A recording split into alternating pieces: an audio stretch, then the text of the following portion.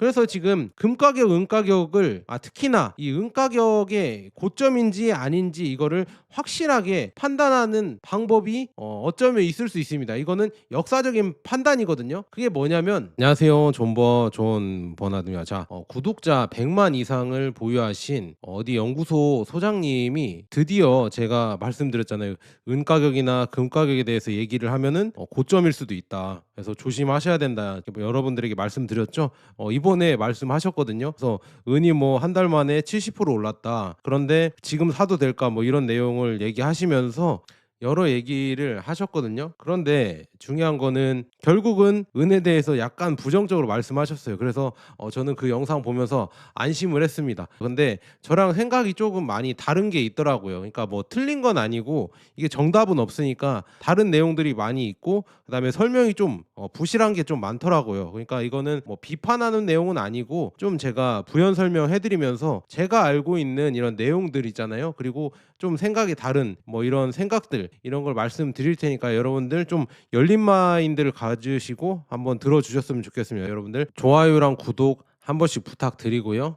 은 가격이 진짜 많이 올랐어요. 그런데 뭐 한 달 사이에 70%는 잘 모르겠고, 그냥 은 현물 차트를 가져왔거든요. 그래서 지금 보면은 3달 사이에 71.99% 올랐습니다. 그래서 진짜 엄청나게 많이 오른 거죠. 그리고 6개월 사이에는 119% 올랐고요. 1년 사이에는 169%, 그다음에 5년에는 202% 이렇게 올랐습니다. 그래서 야, 진짜 그냥 1년 사이에만 봐도 뭐 170% 가까이 올랐기 때문에 엄청나게 올라갔구나, 이거를 볼 수가 있습니다. 그래서 이렇게 지금 급등을 하고 있는 지금 상황이고요. 그래서 지금 그 소장님은 뭐 이렇게 얘기를 했습니다. 자, 최근 은 가격이 한 달 만에 70% 폭등한 현상을 두고 금 상승을 놓친 투기 자금이 은으로 몰린 이 알트코인처럼 이렇게 단기 랠리로 해석을 했습니다. 근데 그래서 지금 보면 그는 은이 지금 금 대비 급등기가 짧고 급락도 심해 조심해야 한다고 강조했는데요. 그러나 저는 뭐라고 했냐, 이 은의 상승을 단순한 투기적 쏠림이 아닌 이 펀드멘털 변화에 따른 결과로 이렇게 본다고 저는 생각 들거든요. 왜냐, 실제로 지금 2025년 은 가격은 급등했습니다. 근데 이게 일시적 심리만으로 이거는 설명되는 게 아니고요. 은 가격 급등이요. 그래서 공급 부족과 이 산업 수요 증가라는 구조적 요인이 맞물린 결과입니다. 그래서 은 시장은 이미 몇 년째 지금 공급이 수요를 못 따라가는 구조적 적자 상태이고, 전 세계 재고도 지속적으로 감소하여 실제 물리 은의 부족 현상이 나타났습니다. 이러한 만성적 공급 부족 위에 태양광, 전기차 등 산업 수요가 견조한 증가세를 보이면서 은 가격이 급등한 것입니다. 그래서 요컨대 은 가격 급등은 이 눈먼 돈은 투기적 질주라기보다는 오히려 그간 누적된 펀더멘털 불균형이 한꺼번에 표면화된 측면이 크다고 합니다. 그래서 저는 있잖아요, 이처럼 공급, 수요, 이 구조적 변화를 간과해서는 안 된다고 지적을 하고요. 그 다음에 뭐 또 두 번째는 역시나 이따가도 말씀드리겠지만, 달러에 대한 이 종이 화폐에 대한 믿음이, 신뢰가 점점 떨어지는 거를 이제 금과 은으로 이제 대체가 되는 거죠. 그러니까 너무 많은 종이 화폐를 발행하고 그 다음에 국채를 담보로 해서 너무 많은 빚을 이렇게 지어 버리니까 그거에 따라서 이제 부도 위기가 높아지는 거잖아요. 그래서 지금 뭐 선진국들의 국채 금리가 많이 올라가잖아요. 그런 걸 봤을 때 점점 신뢰를 못 하는 거죠. 그래서 뭐 종이 화폐에 대한 신뢰가 계속 떨어지면서 금과 은의 가치는 더더욱 이렇게 올라가는 거고, 사람들이 이제 더 이제 많이 금을 찾게 되는 겁니다. 그리고 은을 또 찾게 되는 거다. 근데 은은 여기에 지금 산업적 수요까지 붙어 있기 때문에 지금 금보다 더 빠르게 이렇게 올라가는 지금 상황이다, 이렇게 말씀드립니다. 그래서 보면 알감자 소장님은 금은 지금 중앙은행이 보유하지만 은이 중앙은행이 보유하지 않기 때문에 이 불안정하다. 그래서 은이 금보다 신뢰도가 낮다고 설명을 했습니다. 물론 그럴 수도 있습니다. 저도 뭐 어느 정도는 금이 더 저도 신뢰가 높다고 생각은 하거든요. 물론 중앙은행들의 이 금 매입은 금 가격을 장기적으로 떠받치는 요인이 됩니다. 근데 중요한 거는 이 중앙은행이 은을 보유하지 않는다고 해서 여러분들 뭐 은의 가치가 근본적으로 떨어지는 것은 아니고요. 그다음에 오히려 은은 금과 다른 이 수요를 기반을 갖고 있습니다. 그러니까 이게 중요한 겁니다. 이게 금과 은의 또 차이가 있어요. 이게 안전자산이라고 둘 다 불리지만 은은 산업적 수요가 금보다 훨씬 더 많기 때문에 이거를 여러분들 곰곰이 따져 보셔야 됩니다. 그래서 현재 은 수요의 50에서 60%는 산업용으로 태양광 패널, 전기차, 전자제품, 의료기기 등에서 대체 불가능한 소재로 쓰이고 있습니다. 특히 재생에너지와 첨단 전자 분야에서는 은을 금으로 대체할 수 없기 때문에 당연하죠. 이게 성질이 다르기 때문에. 그래서 친환경 인프라 투자 확대가 은 수요를 꾸준히 뒷받침하고 있습니다. 이게 은이 전도성이 좋기 때문에 전자제품, 전기차, 태양광 패널에 엄청나게 들어간다고 하고요. 그 다음에 여러분들 잘 모르시겠지만 방산 시장에서 미사일에 있잖아요. 은이 막 몇십 킬로 들어간다고 합니다. 미사일 한 발에. 왜냐 그게 정확도를 높여야 되고 속도를 높여야 되기 때문에 은이 그만큼 전도성이 뛰어나기 때문에 거기에 많이 쓰인다고 하고 있거든요. 그 다음에 더구나 지금 중앙은행이 은을 보유하지 않는다는 것은 역으로 말해 시장 급등 시 중앙은행발 공급 개입이 없다는 뜻이기도 합니다. 그래서 이게 무슨 소리냐? 금의 경우에는 과거 IMF나 일부 국가들이 보유금을 매도하여 가격을 눌렀던 적이 있지만 은 시장은 그런 인위적인 공급 완충 장치가 없어 수급 불균형 시 가격이 미친 듯이 폭등할 수 있는 이런 경향이 있다. 지금 벌어지고 있어요. 지금 상하이 지금 현물 시장이랑 그다음에 코맥스랑 LVMA 선물 시장이랑 이 가격 괴리가 9달러 이상 나서 지금 발칵 뒤집혔거든요. 지금 금요일 날 지금 당장 금요일입니다. 근데 지금 월요일 날 개장되면 또 어떻게 움직일지 몰라요. 그러니까 이런 수요의 수급의 불균형이 있기 때문에 이것도 한 번씩 잘 지켜 보셔야 되고요. 그다음에 그래서 제가 생각했을 때는 중앙은행이 안 사준다는 이유만으로 이 은을 과소평가해서는 안 되고요.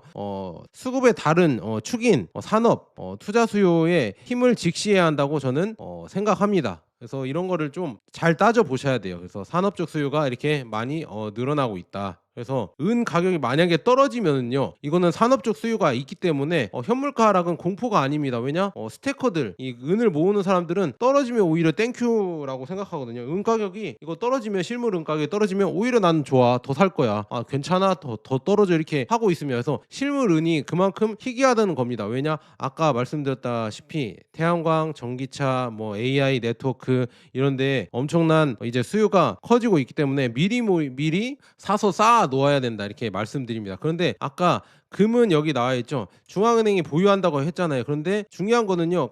관리 감독을 제대로 하는지 몰라요. 갖고 있다고는 하는데 우리가 포트녹스에도 금이 있냐 없냐 막 이렇게 막 논란이 있잖아요. 그런 것처럼 이게 진짜 있는지 그거를 관리 감독을 안 하기 때문에 물론 중앙은행이 모아가기는 하지만요. 그래서 그게 조금 의심되는데요. 은은 그럴 필요가 없습니다. 은은 물론 모아갈 수도 있겠지만 중요한 거는 은은 밖에서 돌아다녀야 돼요. 왜냐? 산업적 수요가 있기 때문에 빨리빨리 쌓아놓고 빨리빨리 팔아야 되거든요. 그래서 그만큼 이 은의 가치가 이 산업적 수요에서 더 높아지고 있다 이렇게 말씀드립니다. 그래서 지금 미국에서도 전략 자산으로 은을 또 지정을 했거든요. 히토류를 포함해서 은도 지정이 됐고요. 그래서 공식적으로 태양광 패널, 전기 자동차, AI 서버, 그다음에 5G 그리드에 전력을 공급하는 필수 광물입니다. 그래서 세상이 하이프코인을 쫓는 동안 은은 조용히 시스템을 운영합니다. 이렇게 볼 수 있습니다. 그래서 은을 이렇게 쌓아놓고 산업적 수요에 대응을 하려고 이렇게 하고 있다. 이렇게 볼 수 있고요. 그래서 첨단 기술 공급망에 종사하는 40만 개의 중소기업이 은을 거의 보유하지 않고 있습니다. 아무리 가격이 비싸더라도 사야 합니다. 그렇지 않으면 모두 은값 상승을 멈출 것입니다. 은값이 35달러까지 떨어질 것이라고 기대하시는 분들은 현실을 직시하십시오. 이때가 한 40 몇 달러에 아마 이거가 지금 7월 달인가 제가 8월 달인가 이게 자료를 캡처했었거든요. 근데 이때 나온 거거든요. 지금 몇 달러죠? 지금 79달러까지 올랐죠? 이렇게 많이 올랐습니다. 35달러까지 떨어질 줄 알았는데 79달러까지 올랐다. 그래서 중요한 거는 은은 스마트폰에도 들어가고요. 전기차에도 들어가고 태양광 그다음에 여기 미사일 여기에 다 엄청난 수요가 있다는 거. 이거 자세한 이런 내용은 제가 좀 더 정리를 해서 이렇게 수치로 한번 다음에 보여드릴게요. 자, 그래서 AI는 실리콘 그 이상의 환경에서 실행됩니다. 그래서 은으로 이게 구동된다고 하거든요. 작년에 산업계에서 사용된 은의 양이 2만 1000톤이라고 합니다. 그래서 이 중에 5에서 10%가 AI 및 전자제품과 직접 관련되고 있다고 합니다. 그래서 이렇게 보시면 될 것 같고요. 그다음에 지금 세계 여러 나라도 이제는 은을 많이 모아가고 있습니다. 그래서 불과 12개월 전만 해도 공식적으로 은을 매입하는 나라는 없었습니다. 근데 지금은 여러 세력이 개입하고 있고, 하지만 정확히 말하자면 사우디아라비아가 이렇게 모아가고 있고, 그다음에 러시아, 미국, 인도는 이제 금보다 은을 더 많이 구매하고 있고요. 중국은 직접 광산 거래를 하고 있습니다. 페루랑 뭐 이렇게 하고 있고요. 그래서 은은 더 이상 산업 금속이 아니고요. 국가 안보 자산이며 실물 공급 부족 속에서 50년 왜곡된 가격이 바로잡히는 재평가, 리프라이싱 시대가 왔습니다. 그래서 이제 은이 워낙 최첨단 무기에도 많이 쓰이기 때문에 그래서 더더욱 이렇게 강대국들 있죠. 이런 나라들이 은을 모으려고 지금 하는 지금 상황이다, 이렇게 볼 수가 있습니다. 그래서 전략 자산이 되고 있고요. 일론 머스크조차도 트윗에 올렸죠. 어제 트윗에 바로 올렸는데요. 자, 은은 많은 산업 공정에 필요하니까 이게 중요하다. 예, 이렇게 지금 일론 머스크도 은이 중요하다고 이렇게 말을 했고요. 은이 또 이제 요즘 발표된 게 뭐냐? 삼성 아시죠? 삼성 SDI에서 멕시코 두랑고에 위치한 실버스톤 마이닝 라파리아 은광을 재가동하겠다. 그래서 700만 달러를 투자했다고 하거든요. 그래서 2년간 은 생산량을 전체 인수했다. 그러니까 원래 전고체 배터리, 고체 배터리에 은이 들어간다는 거는 몇 년 전부터 나왔어요. 그래서 언젠가는 하겠지. 삼성에서 언젠가 전고체 배터리 만들겠지. 은으로 이렇게 얘기를 했지만 그게 언제인지는 몰랐어요. 그냥 언젠간 하겠지 했는데 요즘 확실하게 신호가 온 게 뭐냐? 지금 이렇게 멕시코 듀랑고 광산에 이거를 계약을 했다고 해서 확실하게 이게 신호가 왔다. 그래서 지금 은 고체 배터리를 만드는데 은이 얼마나 들어가냐면 1kg 가까이 들어간다고 합니다. 근데 보통 그냥 전기차를 만들 때 40에서 거의 100g 그 이하로 이렇게 들어간다고 했거든요. 근데 1kg는 진짜 어마어마한 수요가 증가를 하는 것이다, 이렇게 볼 수가 있습니다. 그래서 요즘 은의 수급이 늘어나는 게 아까 삼성 전고체 전지에 은이 1kg가 사용된다고 하고요.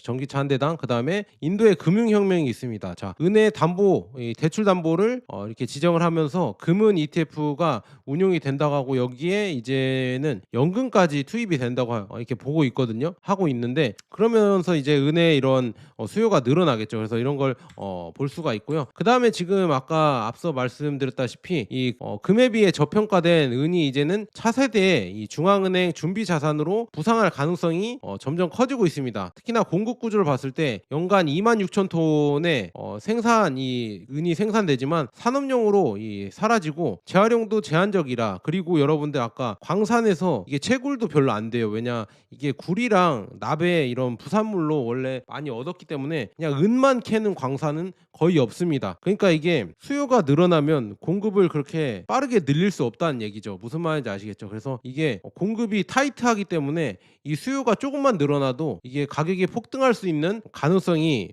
좀 열린다, 이렇게 볼 수 있고요. 그다음에 지정학적 변화가 있죠. 지금 보면 러시아, 사우디는 탈달러화를 추진하고 있고, 중국은 광산을 직접 확보를 하고, 인도도 금보다 은을 더 매수를 하고, 그다음에 미국도 전략적 은 비축이 필요하다는 제안을 했습니다. 도미노 효과로 일부 국가가 시작하면 다른 나라들도 따라와 은이 새로운 글로벌 준비 자산이 될 수가 있다. 그래서 희소성의 폭로. 그래서 이게 뭐냐? 정부가 산업계 투자자와 경쟁하기 시작하면 은의 진정한 희소성이 드러나기 시작합니다. 그래서 투자자들에게 이렇게 메시지를 보내자면 역시나 은을 실물로 모으는 게 좋다, 이런 식으로 메시지를 보내고 있다, 이렇게 볼 수 있습니다. 그래서 은은 지금 역사적으로도 폭등을 했었거든요. 1980년대, 2011년대 이렇게 폭등을 했는데 다시 또 눌린 지금 상황이 있고요. 그다음에 지정학적으로 지금 아까 말씀드렸다시피 미국도 이제 은을 핵심 광물로 지정을 했고요. 그다음에 중국은 이제 수출 통제를 1월 1일부터 한다고 이렇게 얘기가 나오고 있고, 그다음에 실물 부족이 지금 심화되고 있습니다. 코맥스에서 지금 재고가 없어서 수십 년 만에 최저치가 재고로 됐다고 하고요. 그다음에 상하이는 지금 실물을 미친 듯이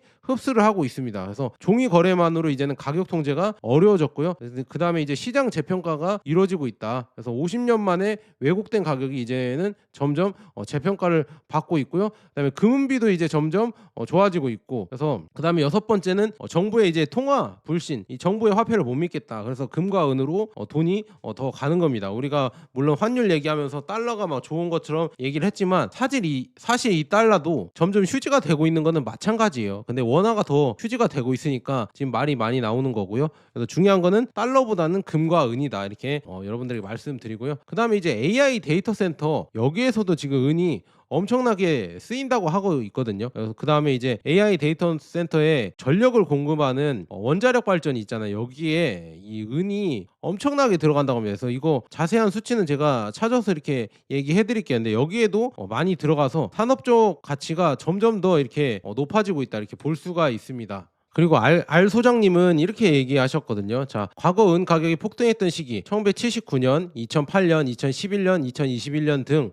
이 모두가 지금 경제 위기와 맞물렸는데 25년엔 뚜렷한 위기가 없음에도 은이 오르는 이례적인 상황이라며 의문을 제기했거든요. 근데 그는 이번 랠리가 근거 없는 투기적 움직임일 수 있다고 경계를 했다. 물론 그렇게 경계하는 거는 나쁜 건 아닙니다. 근데 저는 그렇게 생각 안 한다는 얘기죠. 그래서 저는 겉으로 드러나지 않았을 뿐 이 위기가 저는 이미 진행 중이거나 다가오는 거시적 위기가 존재할 가능성이 있다고 생각합니다. 그래서 막대한 글로벌 부채가 증가하고 있고요. 그다음에 긴축 정책의 후유증이 점점 커지고 있고, 그다음에 재정 지속 가능성이 우려되고 있다. 그러니까 이렇게 돈을 풀면 나중에 인플레이션은 어떻게 하고 유지가 될까? 그다음에 고물가, 고착화 등은 투자자들로 하여금 미리 실물 자산을 사들이게 하는 이렇게 만드는 요인이다. 그리고 제가 기축통화에 이 패권의 위기가 올 것이다, 과도기가 오면서 그 주인은 금과 은이 될 것이고, 내년도 이제는 금과 은의 시대가 올 것이다, 저는 이렇게 말씀드렸죠. 26년에는 아마 금과 은으로, 그러니까 금이 시총 1위고 은이 시총 2위가 되면서 금은의 시대가 올 수도 있겠구나, 그런 예상이 듭니다. 그래서 금과 은의 시대가 오면서 해칭을 해야 된다, 이런 얘기가 올 것 같습니다. 그래서 저는 지금 위기가 보여서 안전자산이 오르는 게 아니라 안전자산이 오르는 것이 다가올 위기를 보여주는 것일 수가 있다. 그래서 이거를 탄광 속의 카나리아라고 이렇게 얘기를 하시더라고요. 그래서 마치 이제 탄광 속의 카나리아가 위기를 감지를 하고 얘기를 해주는 거 아닌가. 그게 금값과 은값의 상승이지 않을까. S&P 500보다 나스닥 100보다 올해 엄청나게 더 많이 올랐거든요. 2배 3배 금과 은 가격이 오른 걸 봤을 때 그거를 지금 미리 말해주는 거 아닌가, 이렇게 볼 수 있으면서, 또한 미중 갈등, 지정학적 불안, 그다음에 중국의 은 수출 통제 가능성도 잠재적 리스크로 작용하고 있습니다. 그래서 즉 위기가 안 보이는데 오른다 지적은 오히려 위험 신호를 거꾸로 해석한 것일 수 있습니다. 그러니까 이거를 잘 보셔야 된다. 위기가 있으니까 이렇게 미친 듯이 오른다고 이렇게 의심을 해봐야 된다. 그러니까 위기가 있는 거 아니야? 이렇게 의심을 해봐야 됩니다. 그리고 은은 비트코인이나 알트코인과 다르게 그렇게 투기적인 수요가 들어가기가 쉽지 않아요. 솔직히 은은 실물 자산이기도 하고, 이게 많은 투기적인 수요가 뭐 다른 주식이나 아니면은 코인이나 이런 데보다는 훨씬 적습니다. 그러니까 지금 조금만 올리면은 미친 듯이 올라갈 수 있다는 얘기죠. 그리고 이제 전고점을 돌파해서 50년 만에 전고점을 돌파했다고 하니까 앞으로 위에서 막는 게 없고요. 그다음에 26년 1월 1일부터 이제 중국에서 은 시장을 통제한다고 합니다. 은 수출을 통제한다고 하거든요. 그래서 여기 나와 있죠. 전 세계 은 정제 능력의 약 70%를 중국이 차지하고 있는 상황에서 이러한 새로운 규정은 세계 시장에서 거래 가능한 은의 대부분을 사라지게 할 수 있습니다. 이게 왜 중요한가? 공급이 줄어들면서 은 가격이 급등할 수 있다. 그다음에 실물 프리미엄이 크게 오를 수 있다. 그다음에 산업 공급망, 이 태양광, 전기차, 전자제품, AI 데이터 센터가 압박을 받을 것이다. 그래서 세계 상품 시장에 곧 큰 변화를 겪게 될 수도 있다. 이거를 여러분들 잘 보셔야 된다, 이렇게 말씀드립니다. 그다음에 알 소장님은 이 얘기를 했거든요. 은 가격 급등기가 1년을 넘기지 못하는 경우가 많았다며 이번 랠리도 짧게 끝날 가능성을 경고를 했습니다. 저도 역시 은은 고변동성이 있어요. 여러분들 이거는 잘 이해하셔야 됩니다. 급등했다가 다시 급락할 수 있으니까 급등했을 때 여러분들 어느 정도 먹고 나오는 것도 괜찮은 방법입니다. 그래서 근데 중요한 거는 이번 사이클이 과거와 동일한 결말로 끝난다고는 단정할 수 없습니다. 저는 그렇게 보고 있거든요. 왜냐? 태양광, 전기차 중심의 구조적 수요 증가, 그다음에 5년 연속 이어진 공급 부족, 그다음에 누적된 적자는 은 가격이 과거보다 높은 새로운 균형점을 형성할 가능성을 시사합니다. 또한 ETF와 기관 투자자의 참여로 투자 저변도 확대되었습니다. 그래서 저는 단기 조정을 랠리 종료가 아닌 건강한 조정 과정으로 해석해야 한다고 생각이 들고요. 다만 변동성은 여전히 크기 때문에 커진다고 했죠. 제가 코인처럼 10% 오르고 10% 떨어지고 이렇게 할 수도 있다 했는데 어제 금요일 날 보여줬죠. 그래서 분할 매수, 분할 매도 이런 전략이 필요하고요. 그래서 여러분들은 이걸 잘 보셔야 됩니다. 그러니까 금은 이렇게 지금 서서히 천천히 오르는데요. 은은 엄청나게 올랐다 떨어졌다 올랐다 떨어졌다 이렇게 변동성이 크기 때문에 그걸 차익 거래를 여러분들 잘 하시면 될 텐데 잘 못 하신다 하면은 은은 웬만하면 안 건들면 좋겠죠. 하지만 지금 올라가는 거는 단순한 지금 이게 고점이다 이렇게 말할 상황이 아닙니다. 저는 이것보다는 더 가지 않을까. 왜냐하면 지금 보면 은은 이 제가 말씀드린 실물 수요가 있다. 그러니까 그냥 투자 용도가 아니라 실제로 실물을 사용하는 은이기 때문에 지금 상하이 거래소랑 여기 나와 있죠. 상하이가 온스당 80달러에 거래되고 있었고요. 코맥스가 온스당 71달러. 그래서 9달러 프리미엄이 존재했는데 이게 뭐냐? 실제 물량 부족입니다. 그래서 중국은 전 세계 은 소비량의 30%를 차지하고 있습니다. 그래서 태양광 패널, 전기차 이런 데에 차지하고 있거든요. 이런 거를 쓰고 있는데 그만큼 지금 현물이 부족하다, 실물이 부족하다는 거를 말해 줍니다. 그러면은 실물 가격으로 당연히 따라가겠죠, 이게. 그래서 종이의 장난이 이제 먹히지 않으면서 실물 부족 사태가 일어나면서 점점 더 이제 실물을 많이 찾게 될 것이다. 이렇게 볼 수 있고요. 그래서 코베이시 레터에서 이 얘기를 했습니다. 자, 상하이 은 가격이 온스당 80달러라는 사상 최고치를 경신하며 연초 대비 150% 이상 급등했습니다. 그래서 중국은 실물 은의 부족에 직면해 있다 이렇게 나오고 있고요. 과거 아까 은값 상승 이렇게 나와 있습니다. 그래서 은값 상승의 역사가 이렇게 나와 있는데 지금은 뭔가 다를 수 있다는 거죠. 은값 폭락과 은값 상승의 이 헌트 형제 여기 나와 있죠. 1980년대 이런 상승이 있는데 지금의 상승은 아마도 이제는 산업적 수요가 크지 않을까. 그리고 이제 이게 뭐냐, 과거 은 가격 차트인데요. 이게 지금 CPI로 현재 CPI 가격으로 이렇게 적용을 시켜놨다고 합니다. 그래서 적용을 시켜놓으니까요, 과거에 이제 80년도 때 올랐던 때가 683달러, 현재 가치로 따지면 683달러까지 오른 거다 이렇게 얘기가 나오고 있거든요. 그러니까 어떤 분은 지금 뭐 70달러까지 간 게 많이 오른 게 아니다. 지금 여기 보세요. 여기 인플레이션을 적용시키니까 M2 인플레이션을 적용시켜 버리니까 688달러까지 올라가야 된다. 이런 지금 의견까지 나오고 있습니다. 이게 적용되니까요. 과거 가격이랑 똑같이 보면 안 되니까 그렇게 되고 있다. 이렇게 볼 수가 있으면서 여러분들은 어떻게 생각하시는지 모르겠지만 지금 가격은 제가 봤을 때는 지나는 과정이지 않을까. 그래서 여기서 뭐 더 또 빠져서 여러분들 힘들게 할 수도 있겠지만 더 올라갈 수도 있겠죠. 근데 보통 그냥 은 보시는 분들은 그러니까 세 자리는 가지 않을까.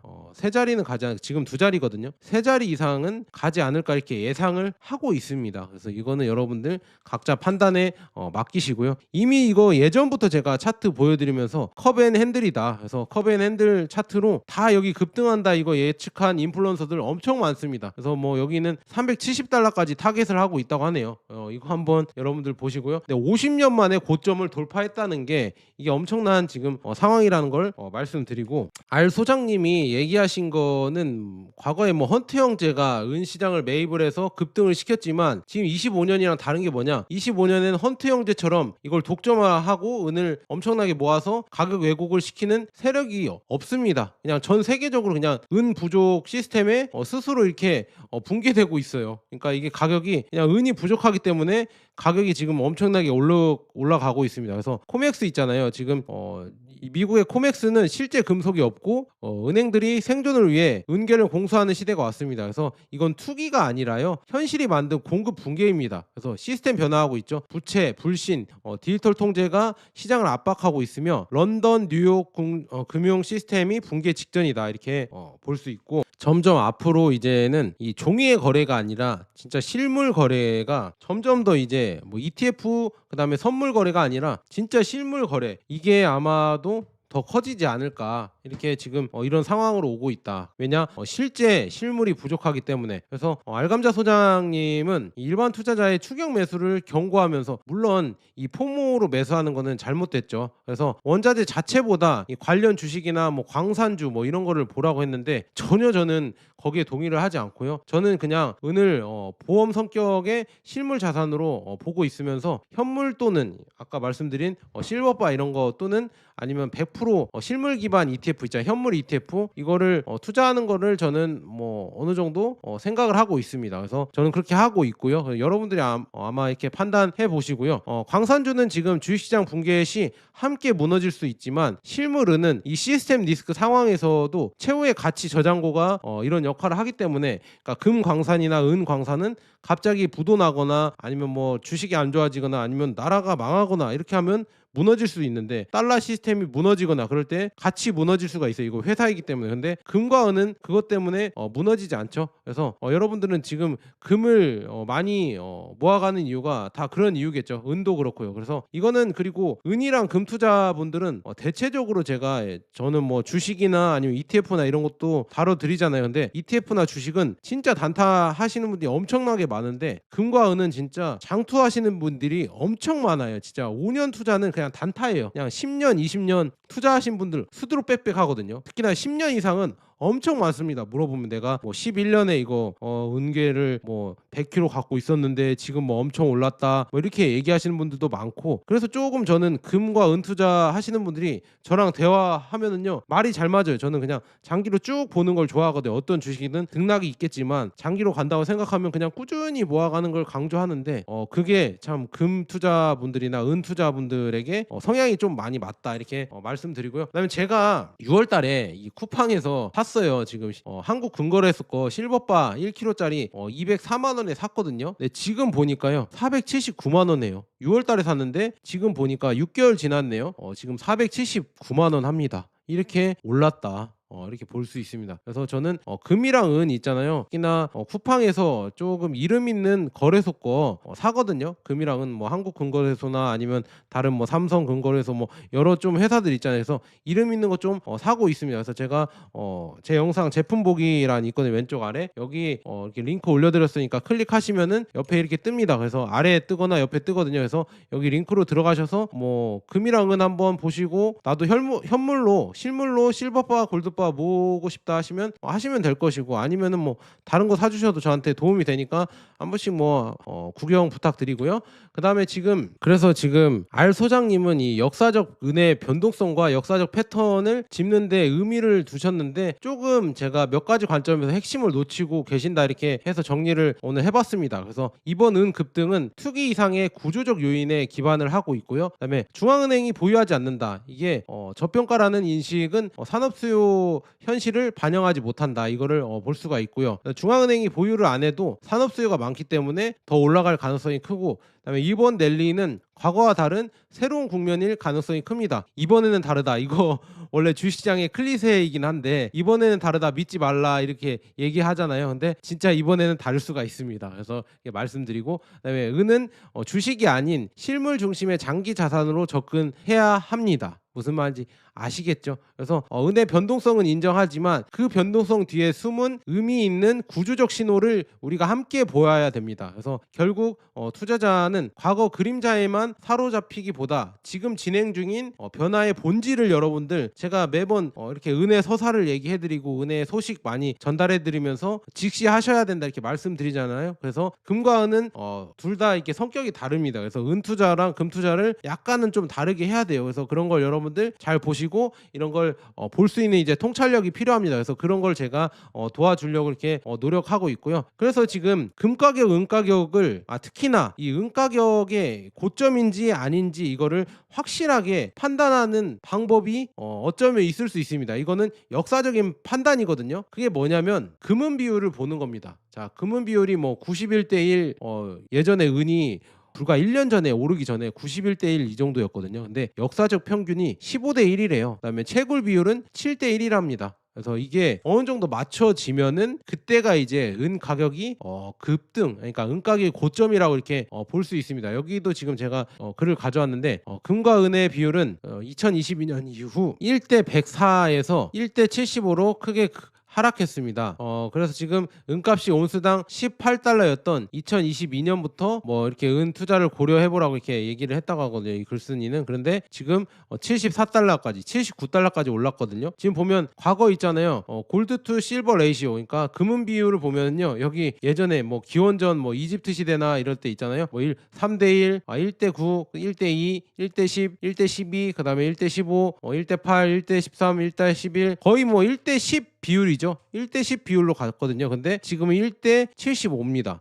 근데 지금 뭐 65, 50대까지 떨어졌다고 얘기가 나오고 있는데 그럼 어느 정도가 고점일까요? 한 1대 한 진짜 최고점 한 20대 가면은 최고점이고 한 30대부터 이제 좀 조심을 해야겠죠. 1대 30. 한 이 정도 되지 않을까. 저는 그렇게 예상을 하고 있고요. 그래서 금은비를 여러분들 잘 이렇게 체크해 보시고 금에 비해서 은이 얼마나 이렇게 고평가되어 있을까 이렇게 한번 분석하시면 좋을 것 같습니다. 그래서 오늘은 지금 100만 유튜버 연구소장님이 은 가격 상승에 대해서 얘기를 하셨고 거기에 대해서 제가 이렇게 부연 설명을 좀 해드렸습니다. 그래서 여러분들 잘 판단하시고 은 투자에 이렇게 도움 되셨으면 좋겠습니다. 자, 여기까지 좋은 번화됐어요.